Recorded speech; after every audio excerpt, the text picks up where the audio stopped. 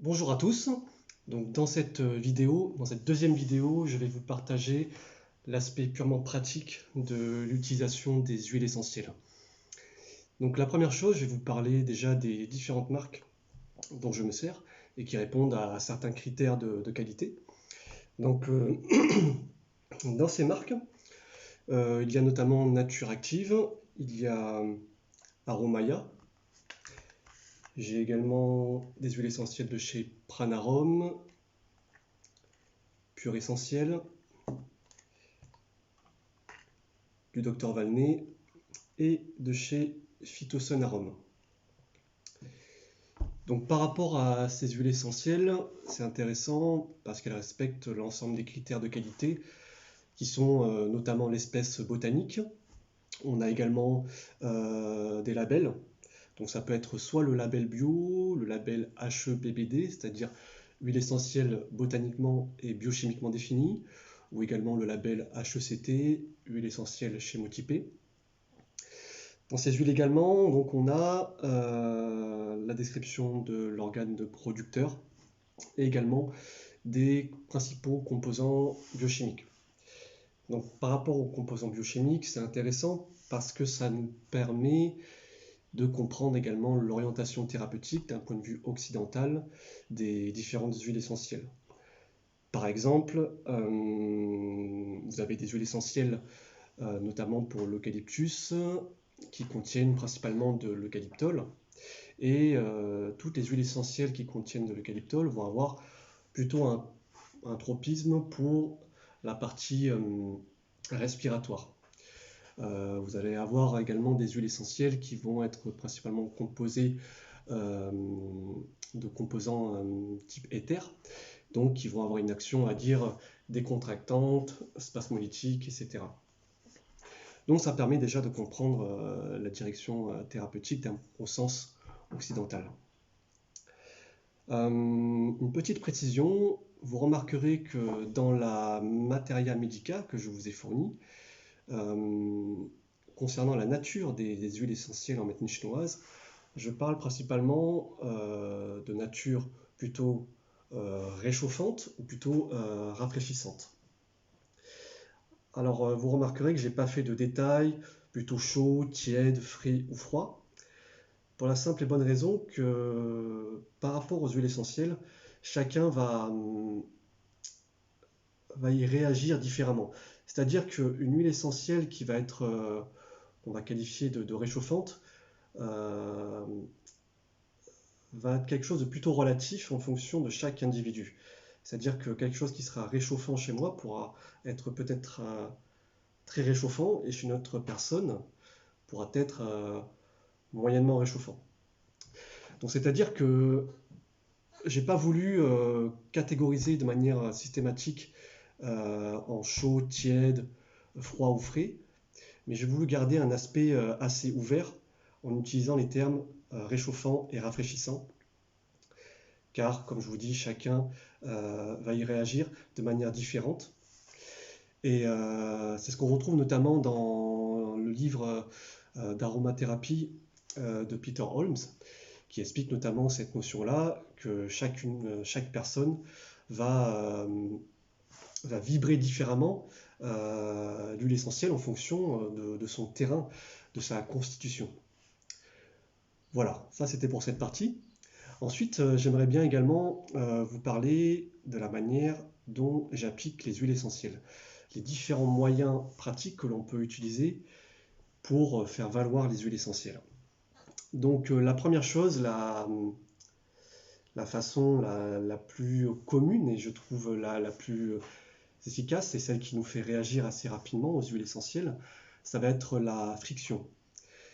Donc la friction, ça peut se faire sur différents plans. Ça peut se faire au niveau thoracique pour des problèmes respiratoires, d'ordre émotionnel, pour des problèmes plus digestifs ou plus liés, on va dire, à un vide d'énergie des reins, par exemple, de la constitution. On peut faire des frictions abdominales.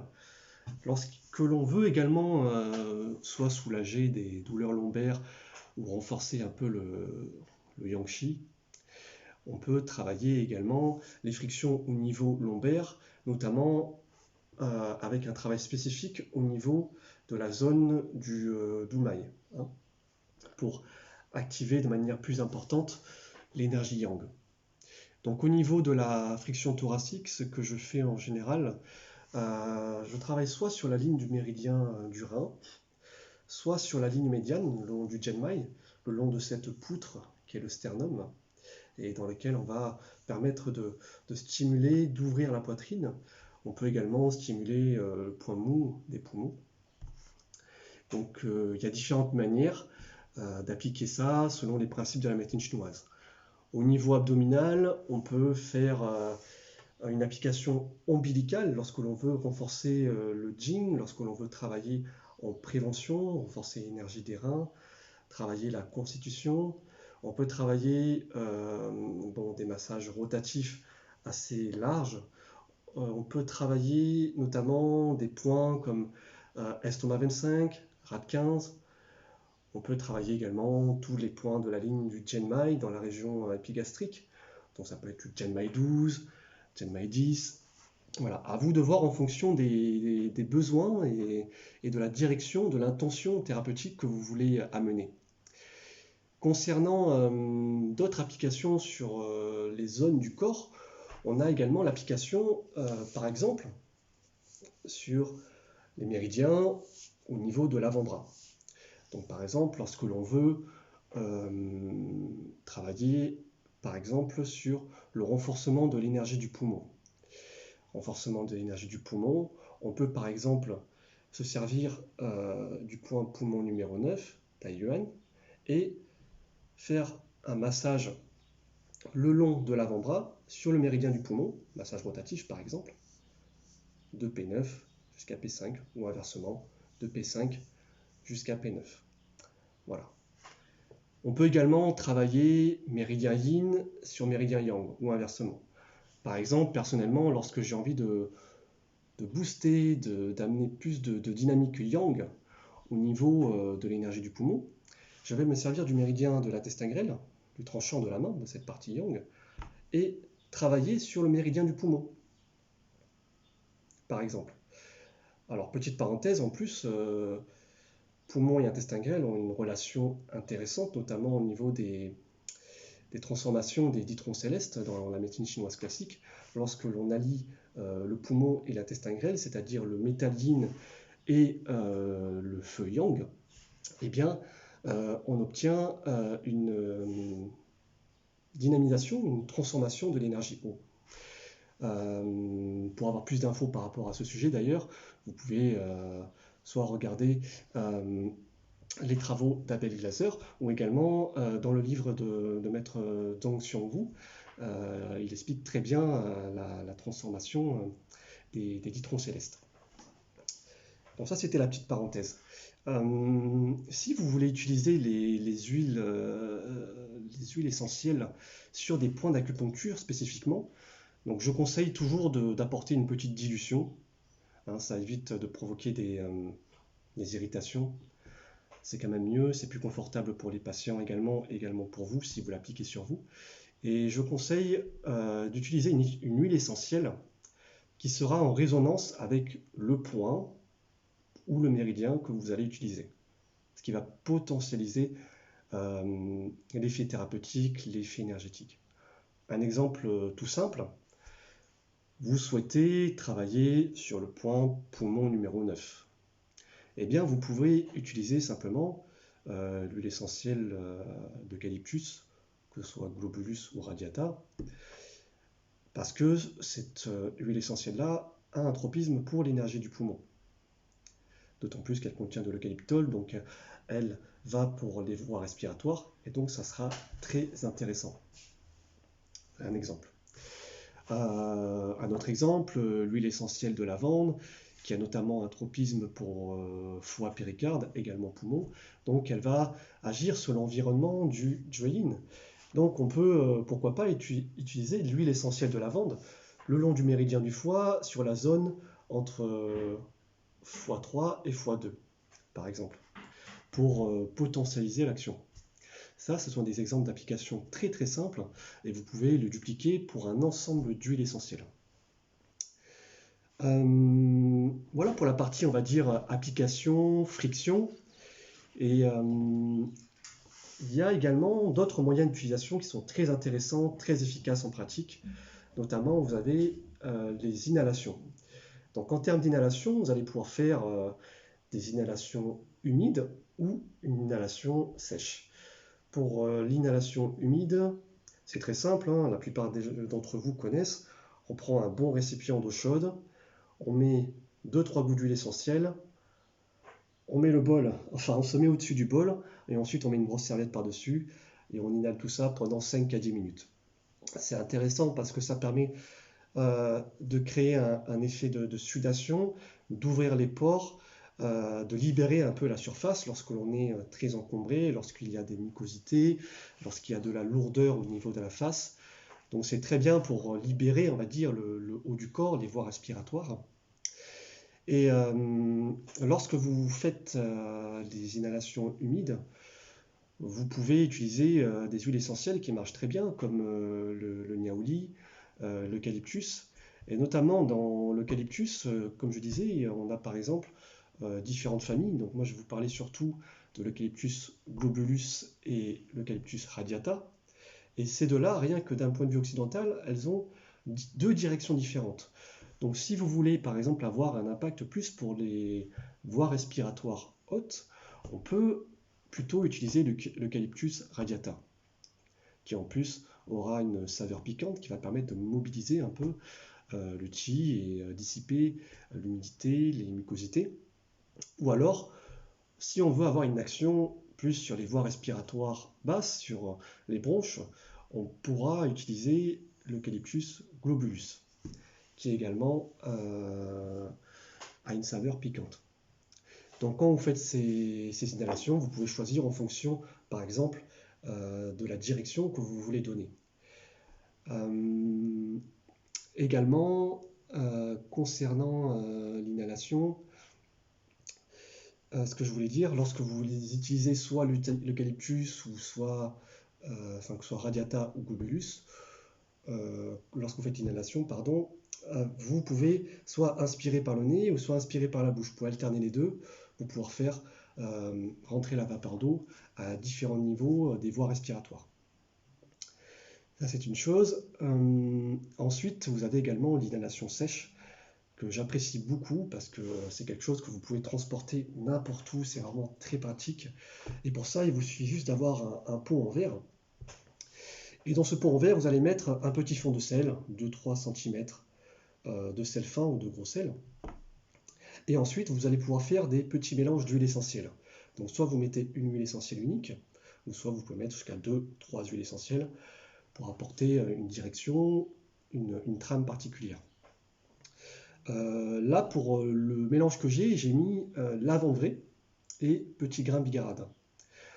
Donc c'est un mélange qui est intéressant et que j'ai utilisé simplement lorsque j'étudie beaucoup, lorsque je travaille beaucoup sur ordinateur et que j'ai besoin souvent de clarifier la conscience, d'enlever un peu ce brouillard de la conscience, de redynamiser un peu le chi, de calmer le chien, on va dire, de revenir au moment présent et de revenir au centre du cercle, hein, de ramener la conscience dans l'ici et maintenant avec la lavande vraie et petit grain bigarade. Et c'est un mélange intéressant parce que ces deux huiles essentielles ont un côté rafraîchissant, donc elles vont permettre de faire redescendre le feu qui remonte à contre-courant et qui va agiter un peu notre chaîne, qui peut nous rendre un peu tendu quand on reste longtemps assis devant l'ordinateur ou lorsque l'on a tendance à étudier ou à lire beaucoup. Et voilà, c'est très simple. Vous prenez un petit fond de sel, vous faites votre mélange. Donc là, j'ai mis 3 gouttes de lavande vraie et 3 gouttes de petit grain bigarade. Et ensuite,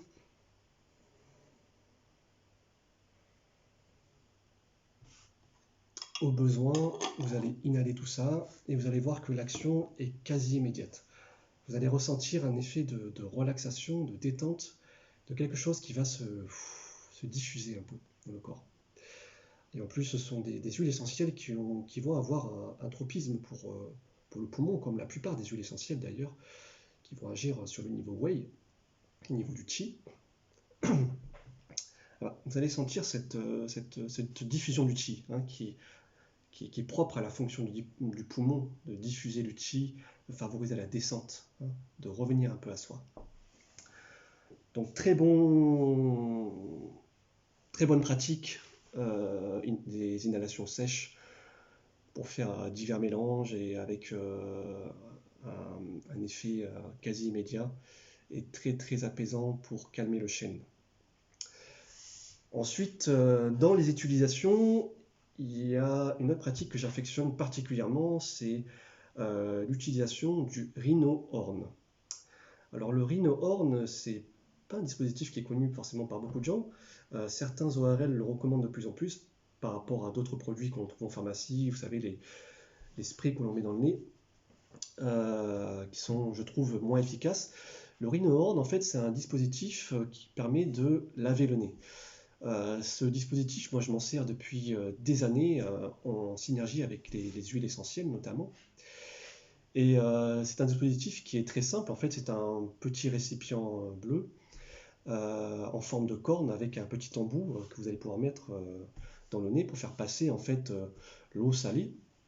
Et lorsque vous servez du rhino horn, je vous recommande vraiment ce dispositif pour nettoyer le nez, pour justement prévenir un peu toutes ces encombrements respiratoires. En fait, il suffit simplement de mettre un fond d'eau tiède ou chaude. Vous avez une petite cuillère donc, pour doser le sel. Donc, vous mettez du sel fin. Et ensuite, vous pouvez rajouter, avant de le mettre dans le nez, 1 à 2 gouttes d'huile essentielle qui vont avoir un impact sur les voies respiratoires hautes et qui vont également permettre de dissiper un peu l'humidité, d'assouplir un peu les mucosités. Donc moi, ce que je fais généralement, j'utilise soit l'eucalyptus radiata, qui va avoir un tropisme justement sur les voies respiratoires hautes, ou bien le pin sylvestre qui est intéressant notamment pour justement transformer l'humidité, assouplir, mobiliser les mucosités. Donc ça, c'est un moyen très simple. Je n'ai pas de rhino horn sur moi pour vous montrer, mais si vous tapez rhino horn sur Google, vous allez avoir différents sites qui vous proposent ce produit à la vente. Vous pouvez également le trouver en pharmacie. Donc c'est un très bon dispositif. Je voulais rajouter une dernière chose concernant le rhino horn.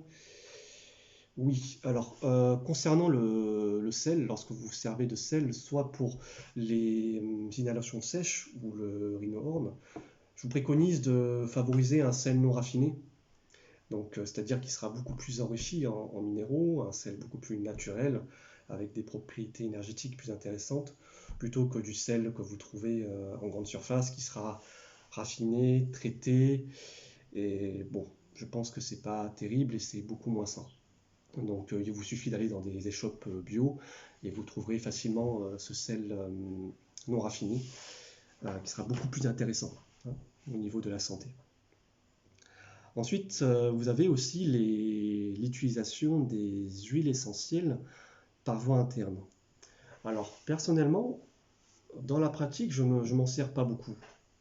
Après, ça dépend du courant de chaque personne qui utilise les huiles essentielles.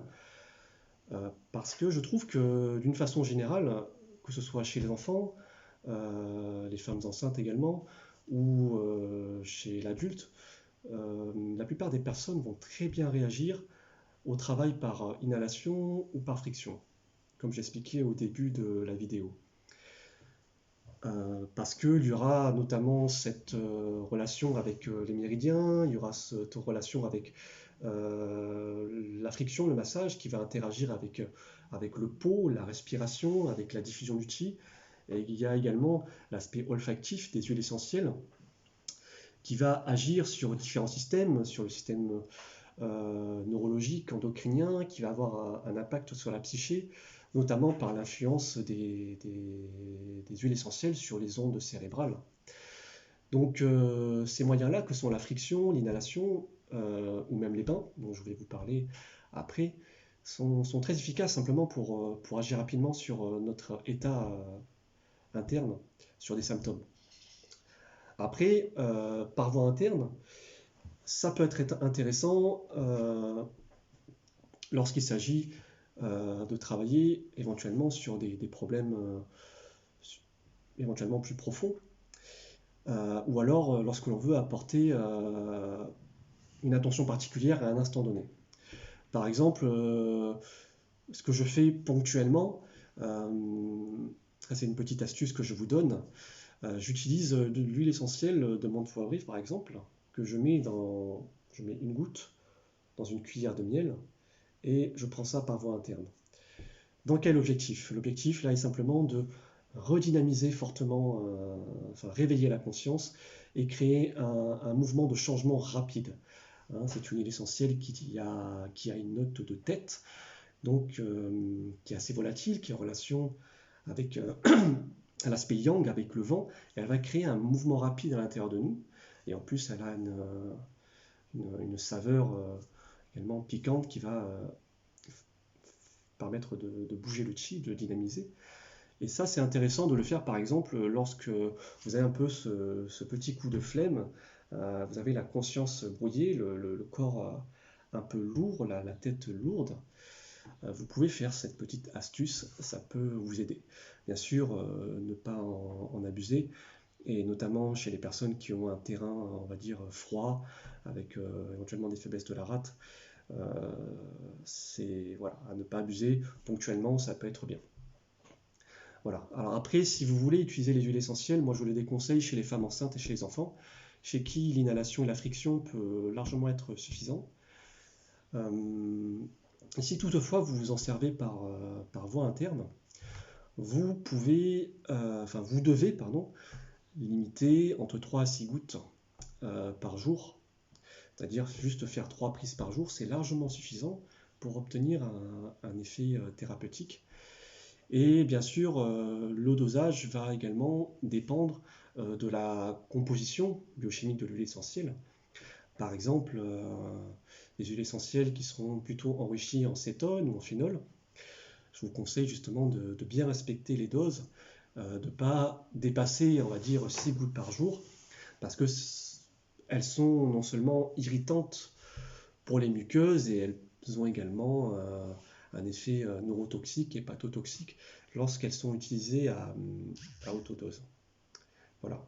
Je conseille également, lorsque vous utilisez par voie interne, d'avoir un support.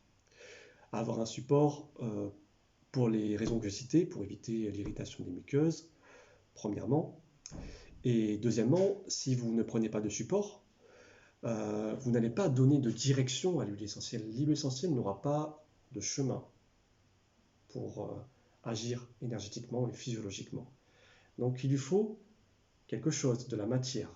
L'huile essentielle va être yang, éthérée, et il lui faut quelque chose qui va la contenir. Il lui faut du yin, de la matrice, qui va lui donner une direction ensuite au niveau du corps, qui va agir au niveau physiologique, énergétique, au niveau de la psyché, etc.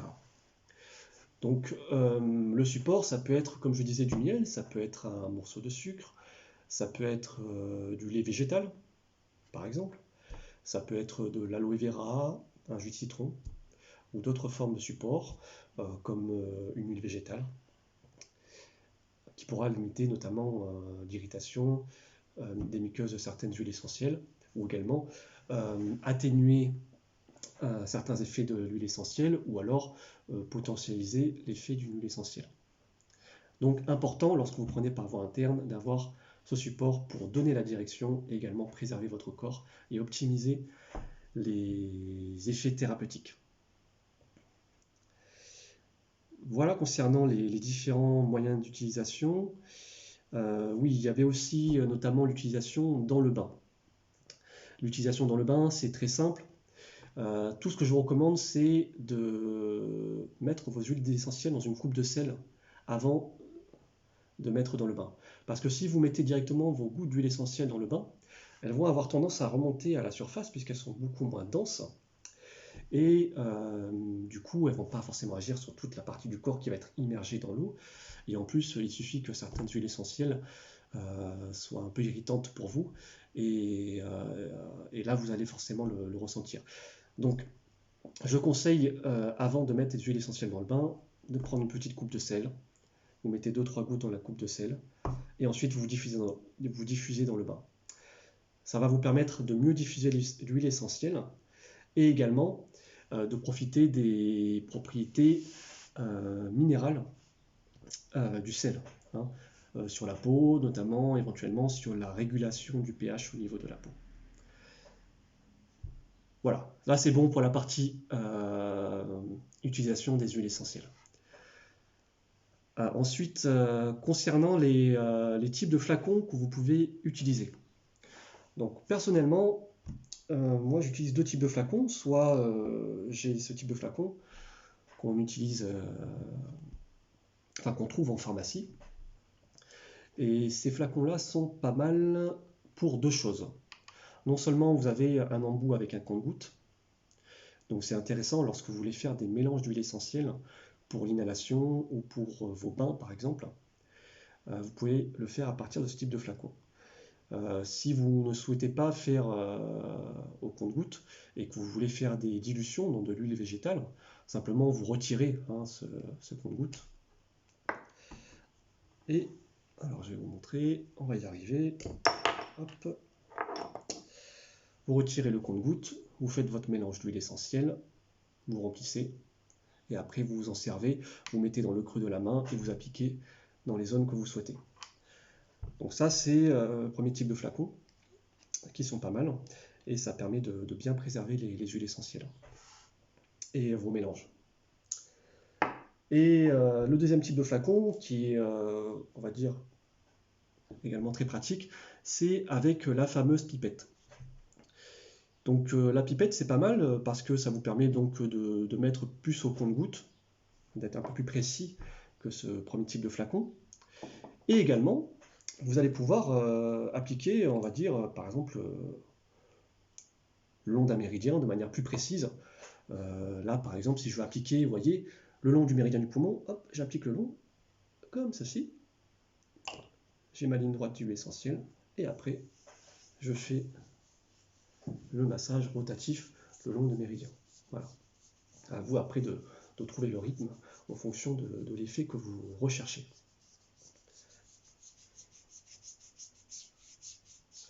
En plus, celles-là, elles sont très très bon. On passe de cannelle de Ceylan. Voilà un exemple. Donc voilà les deux types de flacons que vous pouvez utiliser. Vous les trouvez en pharmacie pour un prix qui avoisine entre 2 et 5 euros en fonction des pharmacies. Après, également sur Amazon, vous en trouvez par lot de 5 ou de 10 ou plus. Si vous voulez faire des prescriptions pour vos patients ou préparer des formules à l'avance pour vous-même, vous pouvez trouver des tarifs plus intéressants. Ensuite, concernant les mélanges de vos huiles essentielles, je voulais vous parler des huiles végétales. Alors, les huiles végétales, on peut en trouver de différentes sortes. Je dirais que moi, personnellement, je me sers surtout de l'huile végétale d'amande douce et de pépins de raisin. Bon, je dis principalement, je me sers aussi d'autres huiles végétales, mais celles-là, en fait, elles sont plutôt pratiques parce que non seulement, par exemple, pour l'huile de pépins de raisin, c'est une huile végétale qui va très très bien se conserver, étant donné qu'elle est très enrichie en tocopherol, en vitamine E. Et en plus, elle va être très fine, elle est peu grasse, donc elle va permettre de bien diffuser vos huiles essentielles lorsque vous allez faire des frictions, et également de ne pas garder forcément un côté gras sur la peau, pour ceux qui n'aiment pas avoir du gras sur la peau après une application d'huile de massage. Ensuite, l'huile de pépins de raisin, vous pourrez également l'utiliser sur le visage, notamment pour ceux qui font des préparations cosmétiques, esthétiques, simplement parce qu'elle est peu comédogène. Alors comme je l'explique sur le support, une huile végétale a un indice de comédogénicité. C'est ça. Ça veut dire simplement que moins elle est comédogène, moins elle est susceptible de boucher les pores et donc de générer des comédons. Donc en l'occurrence, l'huile végétale de pépins de raisin, je crois que c'est autour de 1, hein, c'est beaucoup moins par rapport à d'autres huiles végétales. Et donc elle est très intéressante comme l'huile végétale de jojoba pour vos utilisations cosmétiques sur le visage. Voilà, c'est très intéressant pour ça. Ensuite, L'huile d'amande douce, par exemple, elle est très très bien parce qu'elle va avoir un côté très hydratant. Elle va permettre de diffuser le qi du poumon en plus.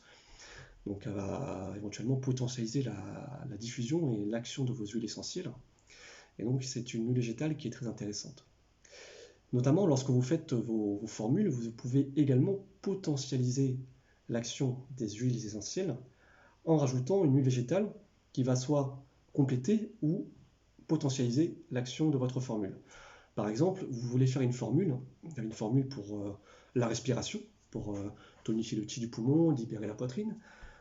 Vous pouvez rajouter une huile végétale de noix, l'huile végétale de noix qui va avoir un tropisme notamment pour l'énergie des reins et qui va pouvoir soutenir euh, votre formule d'huile essentielle et à la fois renforcer les reins et soutenir l'énergie du poumon. Ça, c'est un exemple de synergie entre les huiles essentielles et les huiles végétales. Et après, il y a différentes autres manières de le faire. Ensuite, il y a un aspect important, c'est la conservation des huiles essentielles. Donc, sûrement que vous le savez déjà, mais je trouve que c'est important de rappeler des règles de base pour pouvoir bien préserver vos huiles essentielles. En tout cas, pour les garder le plus longtemps possible. Une des règles de base concernant la préservation, c'est simplement déjà penser à bien fermer vos bouchons. Lorsque vous utilisez une huile essentielle, dites-vous qu'à chaque fois, elle est assez volatile. Donc, servez-vous-en assez rapidement. Enfin, je veux dire, une fois que c'est ouvert, ne gardez pas le bouchon trop longtemps ouvert. Pensez à refermer rapidement. Et ensuite, à bien préserver à l'abri de la lumière et de la chaleur. Donc moi, par exemple, j'aime bien les stocker dans une boîte à chaussures.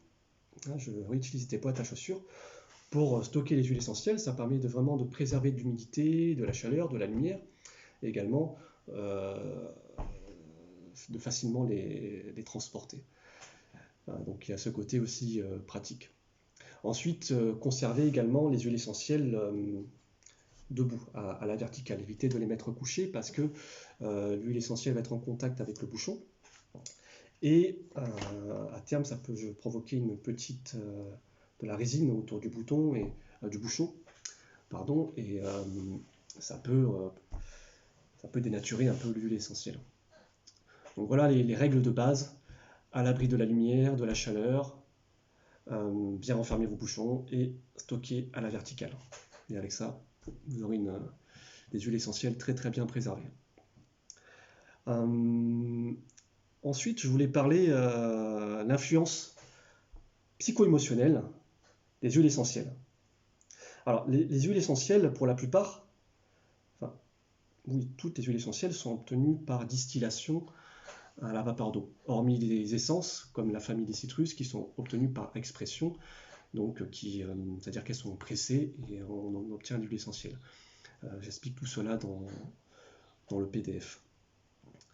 Donc les huiles essentielles, elles sont obtenues par distillation à la vapeur d'eau, donc vapeur d'eau, on est dans quelque chose qui est éthéré, léger et qui va être en relation avec l'aspect yang, l'aspect volatile, le mouvement, l'élévation. Et donc, d'une manière générale, les huiles essentielles vont fortement influencer le Wei Qi, l'énergie défensive. Elles vont également influencer l'énergie du vent, du changement. C'est-à-dire que les huiles essentielles peuvent amener un mouvement, un changement rapide dans la façon dont nous expérimentons la vie et dans la façon dont nous vivons les symptômes, les maladies. Le niveau Wei, le niveau Wei Qi, qui est la couche superficielle du corps, est étroitement en relation également avec le po, donc c'est-à-dire la survie, la respiration, le toucher, le ressenti des choses. Et donc l'huile essentielle va influencer tout ça, va influencer la dynamique du po, va pouvoir apaiser le po et également influencer donc cette notion de survie, c'est-à-dire la manière dont l'individu va réagir à son environnement, que ce soit intérieur ou extérieur, c'est-à-dire ce qui va être dans la réaction du moment. Donc elle a cette capacité, les huiles essentielles ont cette capacité de modifier tout cela, hein, d'amener un changement rapide au niveau de la sphère psycho-émotionnelle et également au niveau physiologique. Ça ne veut pas dire également qu'elles ne vont pas pouvoir agir sur des niveaux plus profonds, c'est-à-dire le niveau yin, le niveau du cœur, du sang, des émotions, et également le niveau yuan, un niveau plus profond qui est en relation avec le tempérament, la constitution, le qing. Voilà. Donc dites-vous que quand vous allez vous servir d'une huile essentielle, elle va avoir ces différents niveaux de résonance. Elles vont soit agir donc sur le niveau wei, sur notre humeur, sur ce qui n'a pas d'histoire, sur les problèmes récents, et elles vont pouvoir créer un mouvement rapide. Et par effet de résonance, elles vont pouvoir également agir sur le shen, hein, sur le cœur, les émotions, sur ce qui a une histoire. Elles vont pouvoir créer également une dynamique pour le rune, créer un mouvement dans ce sens, au niveau de l'âme spirituelle, et également après nous aider à éventuellement transformer le niveau profond, le niveau du tempérament, le niveau des croyances, des empreintes que nous avons au niveau de la vie, qui peut être également hérité des ancêtres à travers notre Jing. Donc l'influence psycho-émotionnelle des huiles essentielles sur la psyché est assez importante. Et ce que je voulais rajouter concernant l'influence des huiles essentielles sur le Jing, sur le niveau profond. Comme je vous disais, le niveau profond, c'est le tempérament, c'est l'héritage. C'est l'héritage que nous avons, c'est notre ADN. Et donc c'est le plan. C'est le plan. Et puis, donc c'est le plan, c'est la structure fondamentale. Structure fondamentale, c'est l'architecture de base. Et ensuite, nous avons en nous également l'expression, la fonction, la manifestation des choses. Et en fait, l'huile essentielle peut contribuer à cela. C'est-à-dire que nous avons ce plan, nous avons cet ADN, et elle peut transformer la manière dont l'architecte, donc nous, l'individu, va pouvoir dynamiser et exprimer, interpréter le plan différemment. Voilà. Donc ça ne veut pas dire que si vous avez une constitution qui est de telle ou telle manière, tel tempérament, ça ne veut pas dire que vous n'allez pas pouvoir le transformer en fait. Hein. C'est votre récipient de base, c'est le liquide de base, hein. C'est la densité de base que vous allez pouvoir transformer, dynamiser, tel un processus alchimique. Et les huiles essentielles, de par leur nature éthérée, légère et yang, vont pouvoir éventuellement contribuer à cela. Voilà. Ça, c'était la petite parenthèse. Ensuite,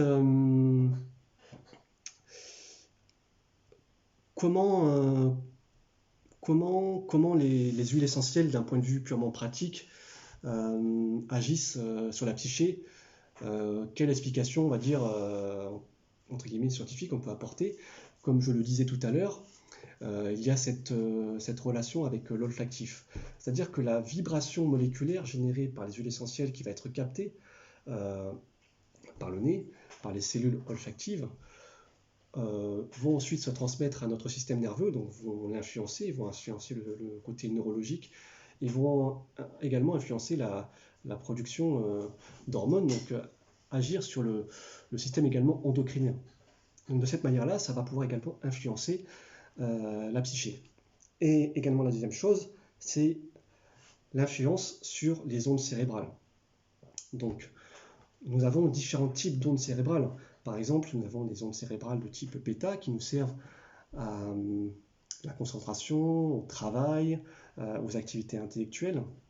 Mais lorsque nous sommes dans ces ondes-là, nous n'avons pas la capacité d'avoir forcément une conscience supérieure un peu plus éveillée. Et également, il nous est plus difficile d'avoir un état de relaxation, de méditation au sens zen.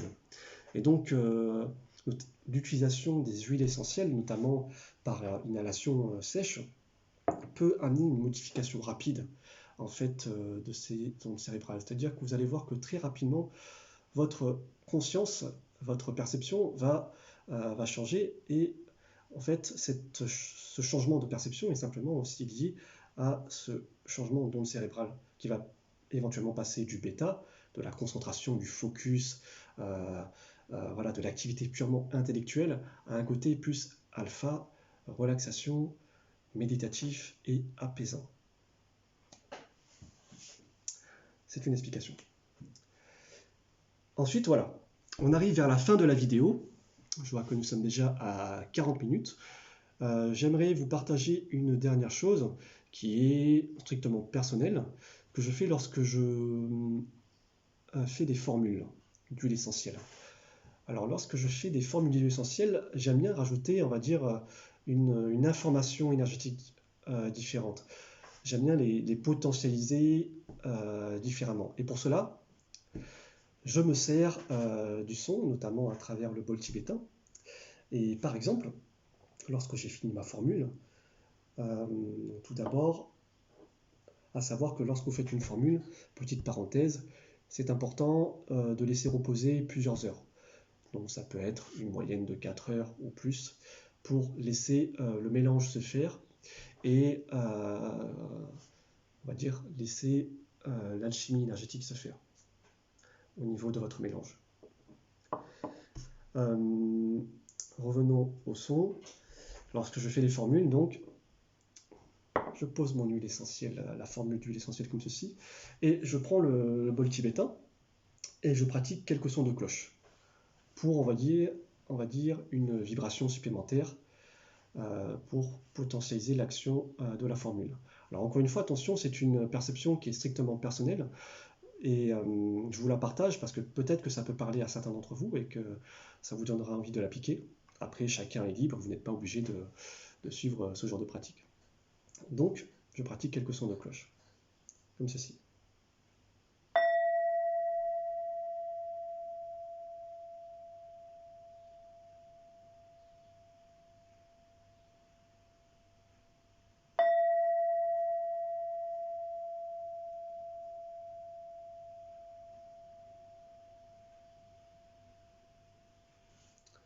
Donc, vous pouvez pratiquer quelques sons de cloche à votre guise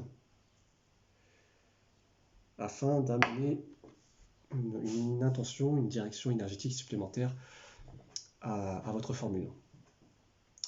Voilà, c'était tout pour cette vidéo où je vous ai abordé, on va dire,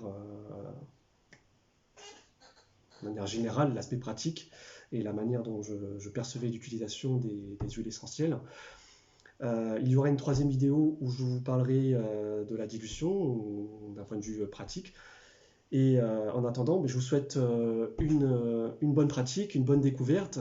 N'hésitez pas à vous référer au PDF et à la Materia Medica pour votre pratique des huiles essentielles au quotidien. Surtout, prenez le temps de lire. Et puis voilà, surtout prenez du plaisir, faites les choses avec le cœur. Et je vous dis à bientôt sur la troisième vidéo. Allez, ciao ciao.